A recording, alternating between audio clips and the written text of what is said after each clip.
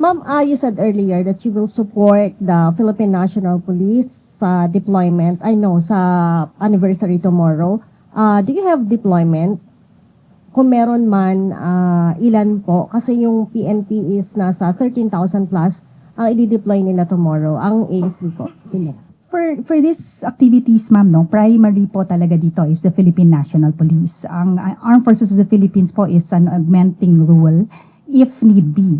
But pag ganito po, as early as 21 February, we have already raised our status to red alert. So, ibig sabihin yan, naka-standby na po ang ating tropa for any eventuality. So, ang resources po natin, troops ready for deployment if need be po. No? So, augmenting pa rin tayo under the NCR command for this po. So, ibig sabihin, hindi po kayo pupunta dun sa area hanggat hindi hinihingi ng PNP ang tulong nyo, right? Yes po, ma'am.